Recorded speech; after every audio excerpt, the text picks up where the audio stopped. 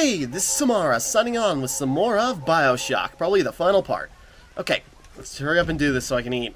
I want to get this done. Anyways, so last time we carried on, we found the other piece of the formula. I made a bunch of stuff and I couldn't carry it, so it's just all over the floor here, but that's just what happens. Anyways, we found the rest of the formula so we could get control of our body and powers again. Then we suited up, became a big daddy, suited into one, and now we gotta track down Fontane and finish him. So, I'm not sure if Fontane is, like, right here. Fontane... Is this the last section? This will be a short video, then. Because I don't remember this being super difficult. Remember this being difficult? I remember it being a little bit annoying at worst. So, yeah. Finale here, as we wrap up the first Bioshock.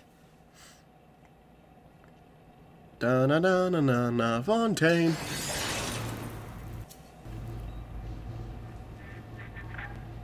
I remember when me and the crowd put you in that sub. You were no more than two. You were my ace in the hole. But you were also the closest thing I ever had to a son. Yay! And that's why this hurts. Betrayal, kid. Life ain't strictly business. Alright. Yeah. And I don't know... Well, let's go a little bit farther. We'll wrap up, because there's some things... Yeah, we were two, and now we're a grown man. How'd that happen? Well, partially explain that, but we'll get to that. Find Fontane. Oh, wrong button.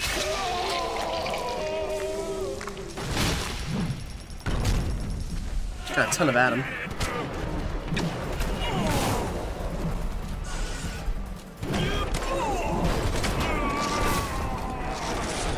Need a minute.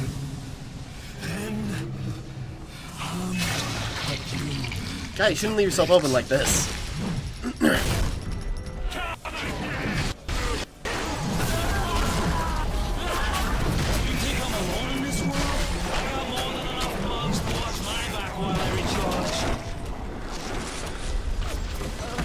Is this really how fast this goes? I thought it was harder than this. For some reason, I remember this being a pain. Nope, guess not. Maybe if on a high difficulty?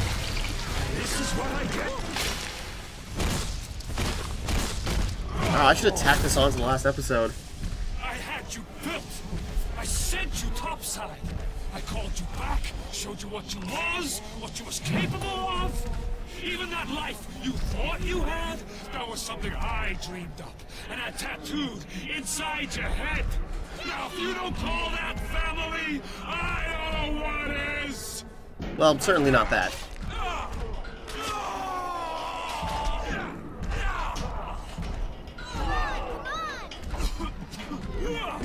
Pile on.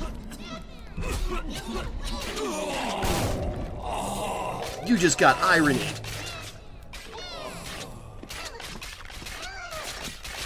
Thanks, girls. You can stop now. I appreciate it, but you can stop. Okay, wow.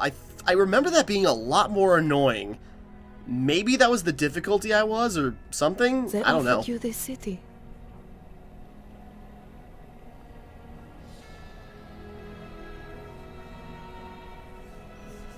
And you refused it. And what did you do instead? What I've come to expect of you. You saved them. You gave them the one thing that was stolen from them. A chance. A chance to learn. To find love. To live. And in the end, what was your reward? You never said. But I think I know. A family. Okay. That's actually a really good ending. I actually, really like that ending in hindsight. When I first played, I, harvested the little sisters, and it just turns to what was it? Monsters rise to the surface. What? Splicers got to the surface because no one was in control, and that was kind of like the end of it. Because Ryan's genetic key was just lying around, and the splicers got out, if I recall correctly.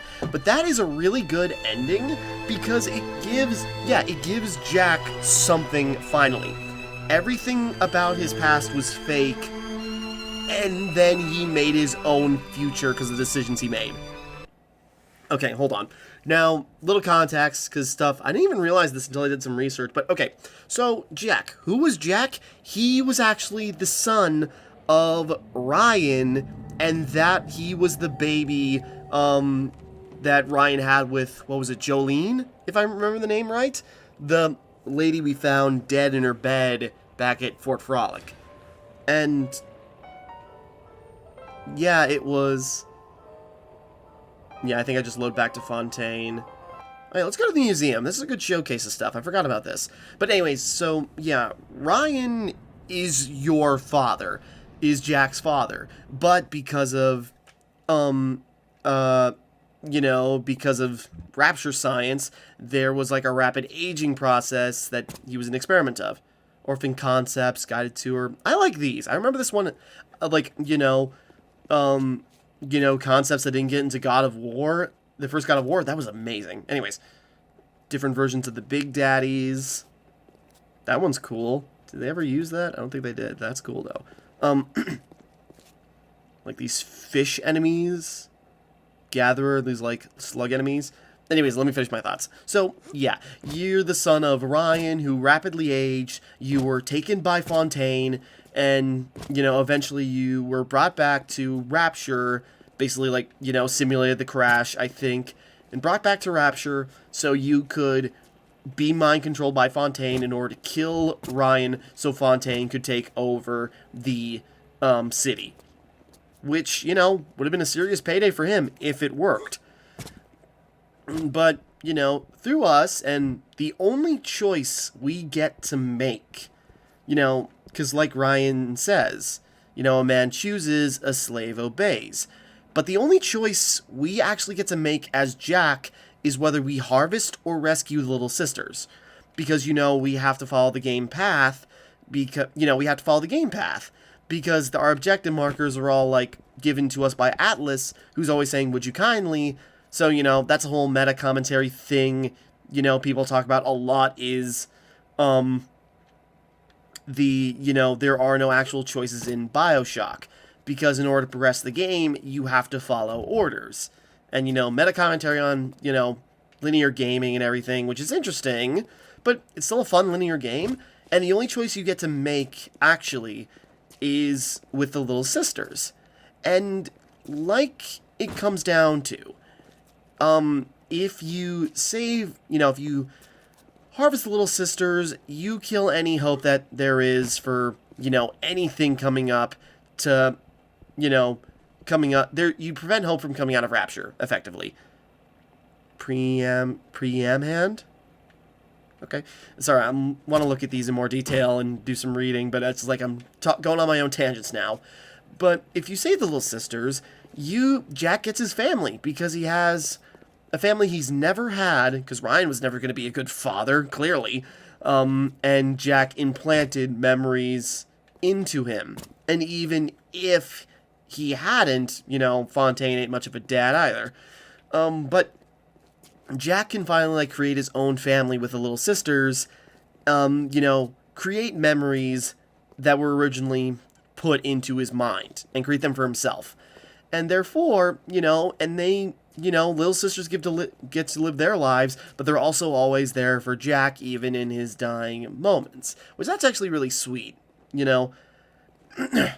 That's a really good ending, when you break it down like that, at least how I think. But yeah, early creature concepts, different monsters to roam around. So yeah, cool stuff here.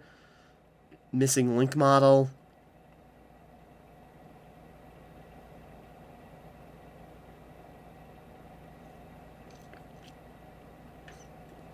Yeah, different ideas for, what splicers could be and what Big Daddies could be.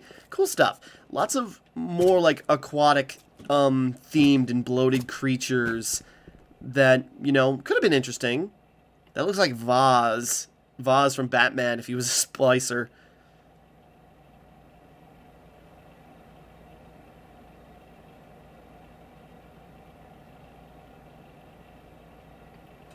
Alright. Yeah, so lots of cool stuff here. Just like, you know, scrap concepts that could have had potential. And I don't think... None of these are used in 2, I don't recall. I don't think. I'm trying to remember all of what's going on 2, because I forgot a lot about this game. And coming back to it, I was rushing through it quite a bit. I thought this would be, like, more slow and methodical so I could, like, spout philosophy. But it's actually pretty fast-paced if you at least have an inkling of what you're doing. And that's good, actually. You know, it's slower if you're... I was also being reckless. When you turn the difficulty down to easy, the survival horror aspect kind of, like, fades away. If I was even playing on just normal, I think that would have been...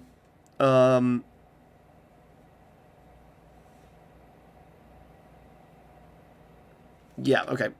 More of the sequence. I kind of wish there was more aquatic life while you're just, like, traveling around in the, in Rapture. Anyways, where was I? I lost track. But, yeah, the survival horror aspect is really good, but if you're on a higher difficulty, you probably play a little bit slower, at least medium. And, yeah, I kind of ignored that, which on one hand, you know, kind of detracted, but on the other hand, it was still fun just to, like, run and gun, messing around with powers and just doing stuff. Going through and reanalyzing, like, all the weird people Ryan had under his control, and who went against him, and why. And again, people can spout and explain this way better than I can. I'm just kind of like jumping into this and kind of rehashing a lot of information I already read pre-hand. But still. From the moment you boot up Bioshock, you can feel the story grab hold of you.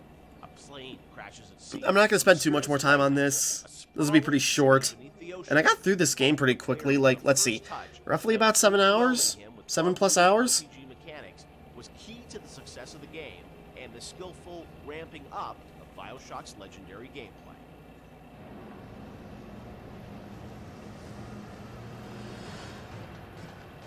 I'm sure that's also fascinating and interesting, but, you know, no time. Well, there's time, I just don't want to do that. Welcome to the Bioshock Challenge Rooms. Yeah.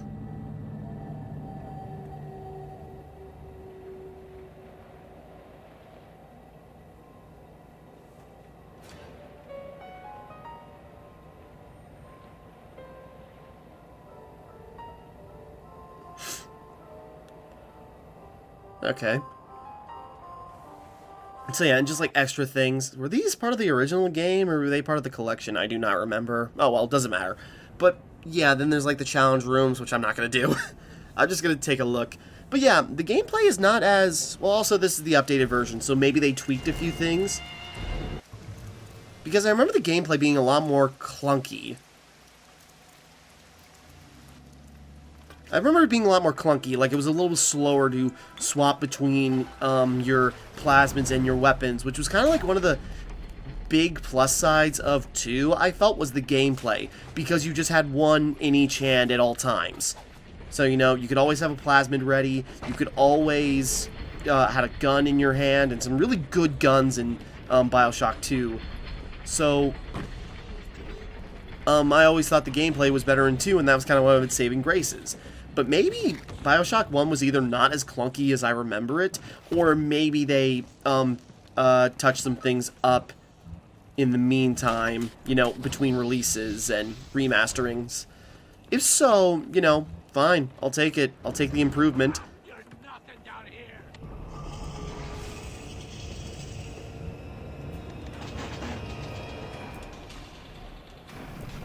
Oh, Jesus, how are you supposed to do that?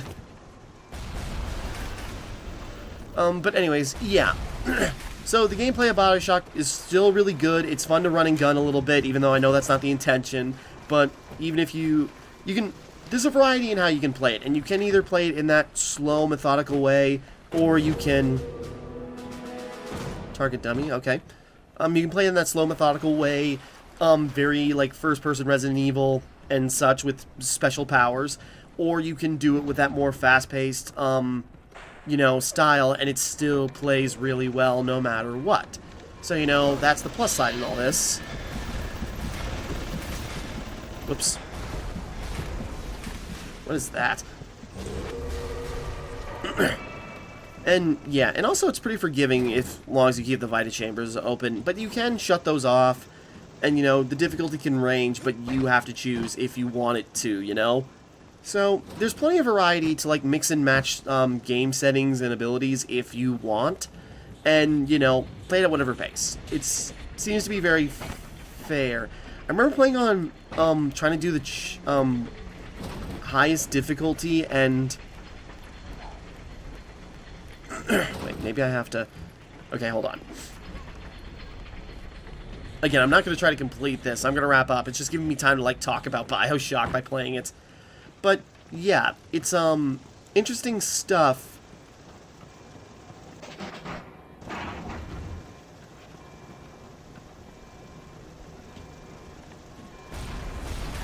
If I can just get across... Damn it. I need a hack tool in order to open that door. Yeah, but anyways. Again, sorry, I said I wasn't going to waste time, but here we are. But yeah, what else is there to say? Because there's a lot to say. And I suppose the biggest thing, again, I'm trying to build myself up in order to play, Infinite. Because Infinite's been on my list for a long time. I don't know... Basically, I know ideas. I don't know spoilers. That's kind of like the big thing is I don't know what the game actually contains. And so, like, I'm excited to, like, get to that, but I don't know what it entails. So, that'll be interesting, but I figured, you know, let's play 1 for context, 2 for the hell of it, and then Infinite for, you know, completion. And you can definitely see, like, it's obvious to tell why Bioshock is such an influential game in a lot of regards. And...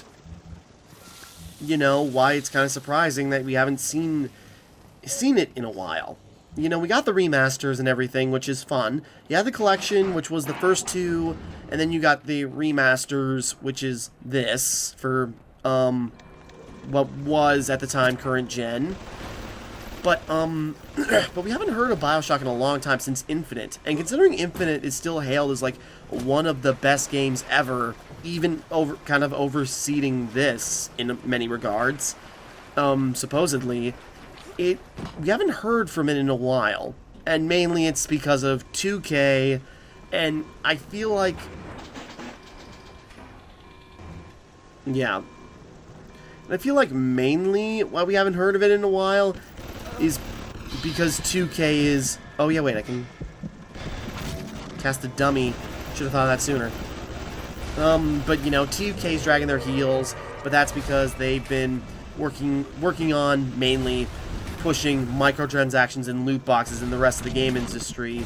So that's why I fear if we see a new Bioshock. And there is talk that, you know, they've changed what they're going to do with the game multiple times. But if they make another Bioshock... oh, there was even supposed to be like a Bioshock MMO at one point, I think. So yeah, it was kind of like whatever Bioshock there was, it was 2K wasting time on what could be done with the series. And then if they come back with something, it could potentially be a live service mess. And that's kind of what I'm worried about. And I think that's kind of like the common concern everyone else has, is what will Bioshock be? Will it be recognizable if it finally makes a return? Okay, I'm going to stop. If I want to take my time on this, I bet I can figure it out, but moving on. Anyways, so, yeah, what's Bioshock 4 gonna be like if it even comes? It's on the way, apparently, but probably a ways off. But is it gonna be worth it? Probably not, but we shall see.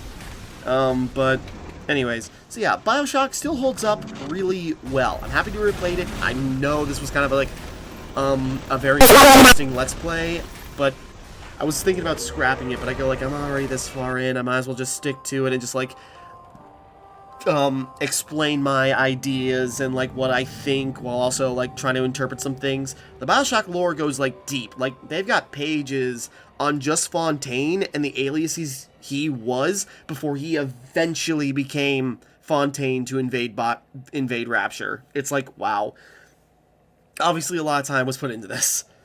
But, yeah, with that all being said, that is Bioshock. It holds up really well, still highly recommend it, and it's a classic philosophical game for a reason. Like, I remember, like, some videos I watched on just dissecting Bioshock, including Bioshock 1 and 2 mainly, was the channel Wisecrack, who do a lot of great videos on philosophy, and they also have, like, a sub-channel, or, well, it was a sub-channel at one point, but it hasn't been updated in a while, but a Wisecrack show, Alien's Guide, is hilarious, and the Bioshock episode they did, talking about the story, I like how one of the points made was, Bioshock, the game that accidentally made philosophy cool. And I go, yeah, that's kind of appropriate, because after Bioshock, people, looking back on it, there was a change, where people started dissecting, like, deeper meanings in certain games, and games got to be a little more heady. I guess you could say, like, Bioshock is to video games what The Matrix was to movies, you know?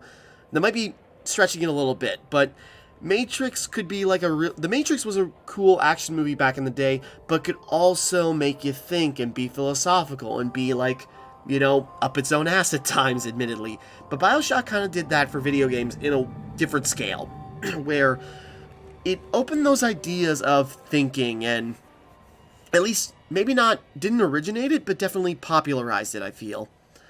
And with that, and you know, again, there are some people out there that say Bioshock is not a political game for some reason, and people who think, like, you know, Andrew Ryan was the good guy the entire time, even though his ideas were the reason that Rapture fell.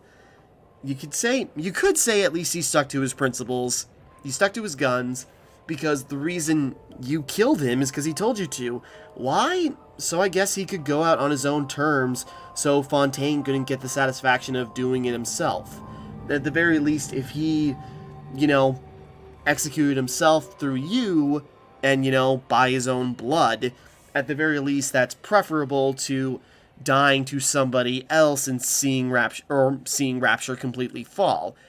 At the same time, you can still look at that and go, like, how selfish that idea is on his part, and again, how it was his hang-ups, his ego, and his problems that led to Rapture eating itself. So, you know, you can marvel at the creation he made, but when he destroys it, it's not that impressive, you know? You know, if the creator destroys his own work of art, you know, what does that say about the merits of the art in the first place? I realize how kind of dumb that is. I'm thinking, you know, metaphorically, you know, I guess that can't be applicable to all or a lot of things. It sounds dumb when you think about it, but trying to explain it the best I can.